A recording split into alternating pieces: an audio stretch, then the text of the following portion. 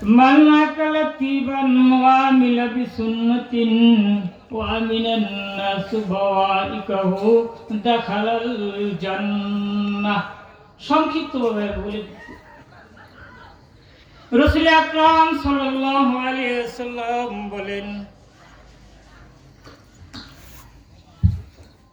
হে মানুষ, তোমরা মাত্র তিনটি কাজ করো। তিনটি কাজ করলে তোমাদের উপকার কি হবে? এক নম্বর কাজ হলো মান আকালা তিবান,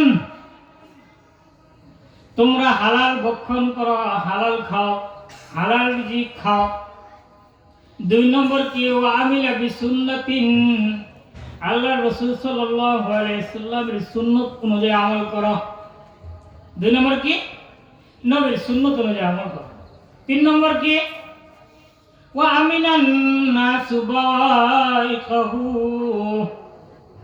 তিন নম্বর হলো ওই ব্যক্তি যে ব্যক্তির মাধ্যমে কোনো মানুষ কষ্ট পায় না। আপনার আমার দ্বারা মানুষ কষ্ট পায়? অবশ্যই পায়। মানুষের টাকা মেরে খায়, মানুষকে কষ্ট দেয়, হাতে জোর আছে, গায়ে জোর আছে, থাপড় দিয়ে দেয়।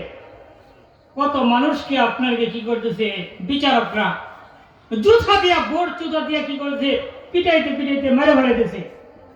কোনো বিচার নাই, শাসন নাই। তাহলে আল্লাহ রাসূল সাল্লাল্লাহু আলাইহি ওয়াসাল্লাম কি বলছেন?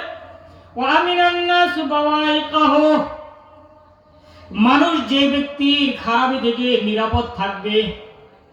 তাহলে তিনটি কাজ যদি আমি করি, মান আকালা তিবান, হালাল রিজিক খাও। দুই নম্বর হইল সুন্নত তরিকায় আমল করো। তিন নম্বর হইল আপনার আমার কষ্ট যাতে কোনো মানুষ না পায়।